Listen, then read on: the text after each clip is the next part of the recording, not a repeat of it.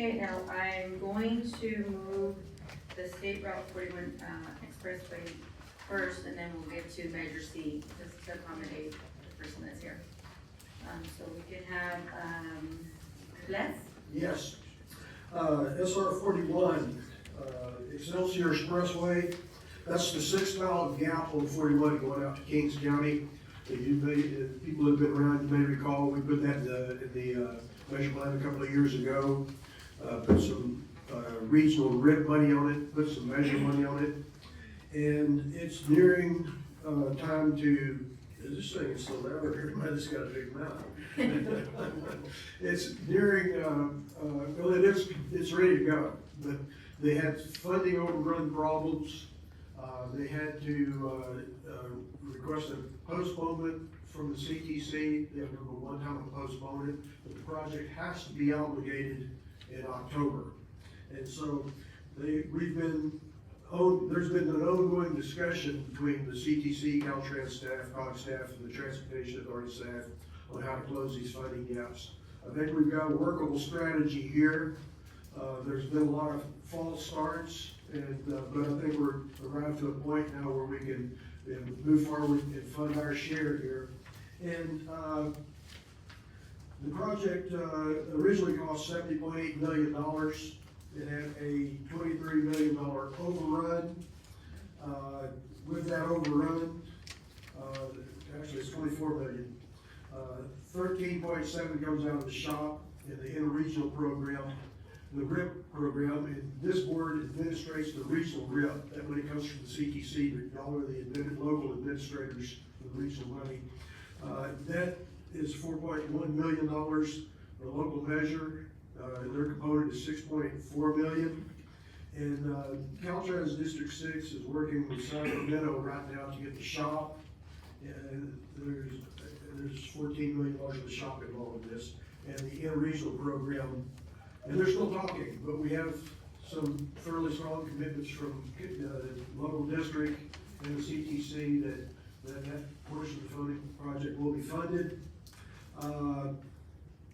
In February, the Transportation Authority issued a cooperative agreement with Caltrans for $8.8 million to get going on the design and the right of way. And so with the overrun of this project, I believe it's $6.4 million, they have a total cooperative agreement that they have to adopt so that the CTC can allocate in October. The cooperative agreement must be for $15 million, which is a $6.4 million increase. However, we've programmed more than that. We've $4.1 million of this was already programmed, so to us, that represents an increase of $2.2 million. And we have identified $2.2 million in old measure from the original 1986 measure that's been freed up through de-obligations of projects and repayment of regional transportation mitigation loans. And so we're recommending that you authorize an additional $2.273 million in original rural measure to be programmed against SR 41 Excelsior Expressway and the Measure C Regional Transportation Plan Rural Tier 1. And recommendation 2 is that recommend to the Transportation Authority that they amend the SR 41 Excelsior Expressway Cooperative Agreement with Caltrans to increase that cooperative agreement $6.4 million to $15.2 million. And if you have any questions, I'll be glad to try to field them for you. Yeah, I do have questions. Yeah, I don't know that anybody followed all of that. If you did, you got a doctorate degree, but, so is our share, you did, not our share, but what we're going to come up with to shore up this gap is 2.27-ish? We're gonna increase our program funding 2.2, which would give the authority enough to obligate $6.4 million, because they've already got $4 million in that program from us. And so we just need to increase our programming $2 million so that they have the $6 million. Okay, so this was just updated this afternoon, Mayor. Okay, Robert and I had spoken about maybe there being a loan that would occur with the state and then paid back, so that's off the table. That's off the table. So this is simply $2.2 million additional dollars coming from here, from the COG, to finalize their project. Correct. And when is the project start date? They're going to allocate in October, so I am not sure exactly, the list date is floated around, but they will be listing shortly after that. Okay. So it's sometime later on this year. And I'm a guess that there's gonna be some change orders along the way, so. Well, maybe is Kurt Kurt, would you like to handle these technical problems? This is Kurt Haddon from Caltrans. He's in charge of the, project manager that does this project, so he can answer a lot of these questions. Good afternoon. Everybody hear me okay? Yes. Good afternoon. Kurt Hatton with Caltrans here in District 6. Typically from allocation, it's about 6 months until you award the project to a contractor, so 6 to 7 months. We're probably looking next spring, 2026, to be out into construction, to kind of answer your first question. There is a potential for, CCOs and things out in the field that were unforeseen, that we would come back. We do have a contingency set aside. I'm not exactly sure how much right now, off the top of my head, that contingency is there. But it does get a little complicated with all of the different funding sources. If it's, strictly shop issue, then it would be a shop, CCO, that would address the need. Is this a self-performing or outsourcing? Contracting the work? We will a little bit Okay, contract. so it's, Caltrans is not doing this We will- self-performing? Correct, we will administer the project, but we will go out to bid from a low bid contractor. Okay, and we have a locked-in price from our outside firm? We have a locked-in firm. I wanna make sure that what we said we're gonna build it for, we're gonna build it for, because I've been through this enough times internally with our folks that, we set aside some of the money, and then when we get the bids back on the RFP, they're much higher. So we've already done the RFP, we've already got the bids back, we've already, done a selection of who is going to do the work. We have not, so that's the portion right now, so we'll go out to allocate. So why are we, if we don't have the, RFP back, why are we allocating funds at this point? What if it comes back and says lowest bidder causes us to go 4 million above? Okay, we have a number of different funding sources here. A great majority of them go through the CTC. They have very strict protocol on allocating and approving projects. We have to have it allocation vote from the CTC before they can even list the project. So they can't send out the RFP yet until we get this thing fully funded to the engineer's estimate. Then we can bid it, and then if there's any sticker shock from the bid, then we have to deal with that. I'm sorry, but that's just the way Okay, it works. well, we know there'll be sticker shock. Well, On the back end, then we'll be ready to allocate millions more when the RFP comes out. I'm hopeful with a $24 million increase right now, that sticker shock will be minimized. This has been. That might be a really naive. I hope so. $24 million is a lot of money. Okay, I get it. I mean, I think we discussed that issue, over and over and over many years ago. A lot of the people have lost their lives on that, Right. in that area. People are trying to pass when it's unsafe to do so. The state stepped up, we stepped up, and we were hoping it was behind us, but obviously not. So when the time's right, I'll make a motion for the additional funding. Yeah, I think it's important for us not to focus on how many people did, pass away, driving there. I used to drive that route, to work, and it's a very dangerous. The good thing is that we have those, yes, and that helps it stops everyone from trying to pass, so, I think it's important, and I think, I have a question. yeah. You said this started at 71 million? Beg your pardon? You said it started at $71 million, the project? Yeah, $70.8 million was what the cost was back in 2020. And they started some work, but they need to continue. This project has been underway for a long time. I mean, we started talking about this project back in the original 1986 measure after we built the first 16-mile segment out to Elkhorn. So I think in 2019, it was about 45 million. By the time we put it in the RIP and the measure, it was up to this is the construction cost, not including the right of way or the PY. But it was up around 50 million. And so now the construction, well, what's the construction now, Kurt, about 70 million? Yes. So, yeah, it's been, So there's been 24 million in overruns, cost overruns. Why exactly is there almost 30%? I'll invite Kurt to opine on that. I'm not an engineer, so I'll give it to the expert here to tell you why the cost overrun. Sure. So, yeah, this project, right now has about 141 separate bid items. And of those bid items, the larger the HMA, the pavement, the sub-base work, imported borrow, roadway excavation, those numbers have increased, the unit cost of those numbers have increased quite substantially. So that's where the increase is on those larger unit items that are, tens of thousands of tons of HMA.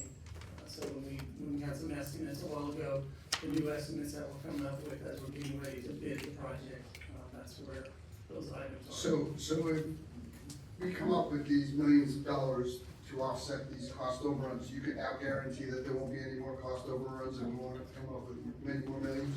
Well, so right now, the cost is based on engineering estimates.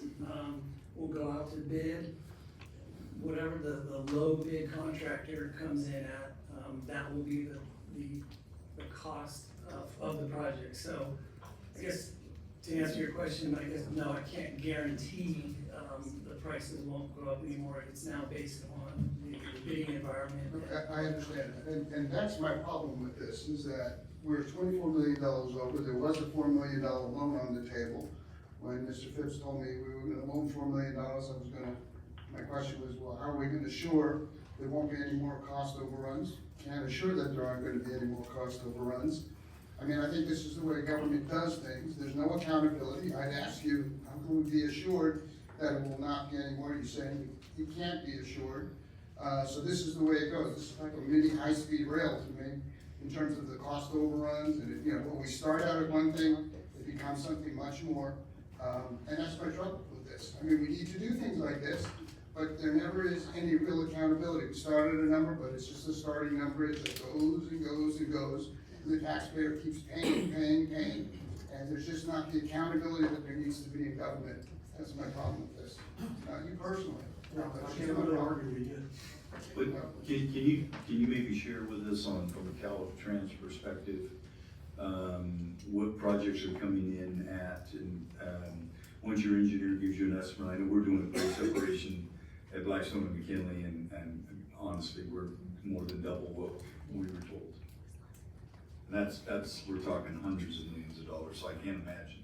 What are they coming in at? You mean the bid trends right now, is that? Yeah, where's your trend line on engineering estimates basis reality? Trend line of what we're seeing based on some recent bids, they're coming in right about what the engineer's estimates are. I think it was, Matt? No, Les answered it, but I'll underscore it. This project was a priority in the original measure. I was thinking 40 years, if anybody wants to see an example of how slow government runs, but I think what I heard you say is it's probably towards the end of the original measure.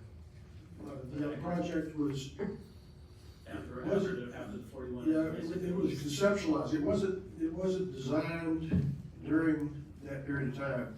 The segments, the 16 miles going out to that was built and designed during the original measure. We started talking about this project at that point, but I don't think they put a pencil to the paper for several years after that. They had funding in the ITIP to do that. In 2008, it fell out because of budget problems. This has been one thing after another with this project. And so, when did y'all actually get started on the design on this project, Kurt? Design of this project has been for many years now, and it is more, like you had mentioned,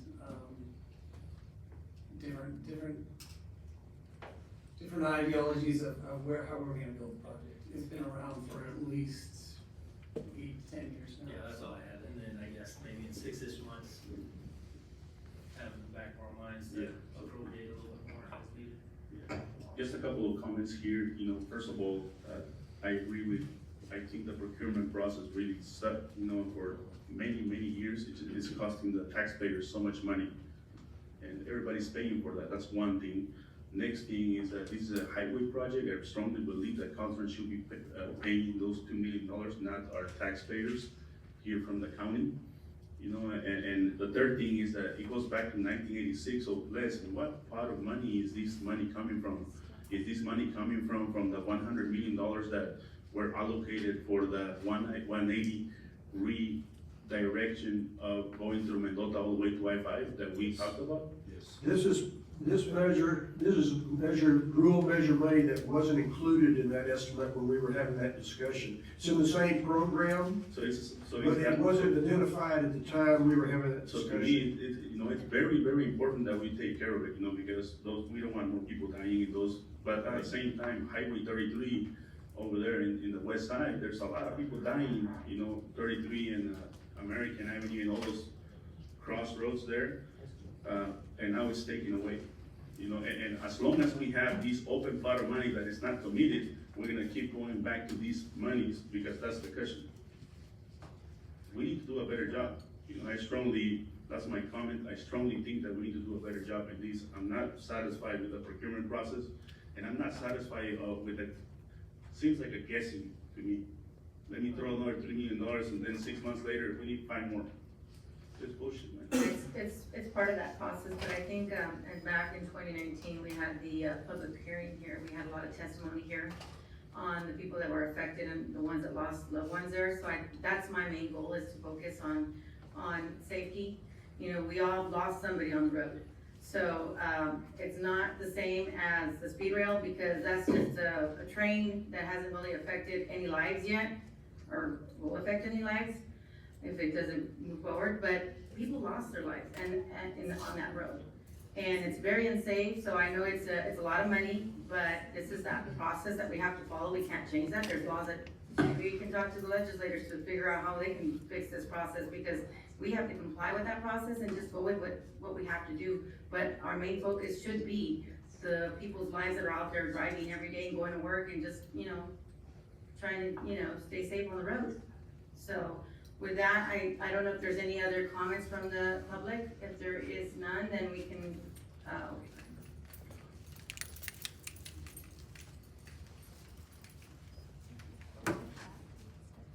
Gloria Hernandez, Mothers Helping Mothers. Did you turn it on? Gloria Hernandez, Mothers Helping Mothers. Kind of confused. First of all, it's a highway, California highway, it's not a Fresno County road. Second, Victor asked a question about the $100 million that was supposed to go to the west side. And the response was, we weren't talking about 41 at that time, when they were discussing the expansion of the 180 to the other side. That was his response. So all of a sudden, we're talking about 41, but we're not talking about 180 anymore. That's what I understood. So the two questions is, when you're having negotiations like Victor was, or the west side was, about the $100 million that needs to go over there, 41 wasn't being discussed. And now all of a sudden, they're pulling the rug out of the west side to apply it to, because people are dying over there. Well, people are dying on 33 and 180. So people died. But my question is, as a taxpayer, both Fresno County and California taxpayer, why is Fresno County paying for this proposal? it's been, we had a public hearing in 2019, so it has been discussed, and he just mentioned that it's been an ongoing discussion, so it's not something that just brought up to us today. The So, response he gave As far Victor as the, was not- 100,000, Robert, That wasn't his response, is what I'm bringing up to your. 100 million, Robert, wasn't that something that was already approved, what was that? Let me see if I can put a little bit of clarity to the situation. We administrate the regional transportation program for the measure. It was approved by the 2006 ballot. Yeah. It has a large list of projects called the Tier 1 list. 41 is on that list. It has priority over the 180 projects. It was voted years before the 180 discussion. There's other projects on there that we've already built. The Huron Bridge was on that program. American Avenue, which is currently in progress, is in that program. There are many multi-million-dollar projects in that program. Some of it, 180 out to Frankwood, the other side, that is in that program. So when we're talking about the 180 part of it, we're not talking about an isolated project. We're talking about a major multi-million-dollar program, of which that is part of it. And so we've had discussions all along and approvals on these various projects, and we're proceeding to deliver these projects. And so when they have cost overruns, we have to deal with it. And so hopefully that clarifies the issue there, that we're not just taking a restricted program here and trying to dip money out of it. That's not what's going on. All right, well, thank you for the clarification. I just have one comment. This is the frustration in government. This is what happens. They set a project for, we see this at our city council all the time, at least I do. Now, they set a project for 10 years ago. 10 years around the corner, it's still not done. And now prices have went up. And then the taxpayer's sitting here saying, what the heck? What happened? What happened between point A and point B? Well, inflation definitely happened, but what happened to stop the projects from moving forward that caused the issue? I guess that's what I'd like clarity on. What happened to stop these projects from doing these overruns? Why has it taken this long and why has it not been complete? I don't know if I can answer that for you. I've been wrestling with that issue for the 40 years that I've been administrating this program. And all I can say is there's 1,001 ways for a project to be delayed by, bureaucratic laws, which are basically law. They've got environmental regulations, they've got regulations over right-of-way easement. Caltrans has a local programs manual, the whole volume is probably about that thick, that they have to go through to environmentally clear and design and work on these projects. It's not a simple process that I can just give you a simple answer. This and this and this is why this project was delayed. It's a process and it's very complicated. So would it be fair to say it's the bureaucracy that has caused this? Yeah, you can trace this back to the state and federal congresses that make all these laws, that environmental laws and all these other laws that affect these projects. You just can't go out and build a road anymore. You have to support society when you build a damn road. Not even the Pardon state. me, but The state can't even do it. Not even the state of California can do it. they're constrained by their own laws. So they make the rules. They make the rules. That handcuff themselves and then make the environmentalists, the lawyers, the attorneys, and everybody else down the line, including the contractors, billions more dollars or however much it is. It seems to me like that might be by design. I'm Interesting. not gonna argue with you on that point. Interesting. Anyhow, that's my comment. I appreciate it. Thank you. I don't know if this may help a little bit, but the project in the early 2000s was part of, and I don't want to get too much into the weeds, the STIP program, right? 2008, 2010, there was not enough money in the STIP program, the project dropped out. And so it stood in limbo for about 10 years. I think in roughly around 2020, there were some more discussions, and then we started bringing different portions of money with Measure, LPP, SHOP, and we conglomerated a bunch together to try to fund the project. So it did in 2020, 2021, 2022, that's what we kind of brought all those together. So I don't know if that helps with the story, but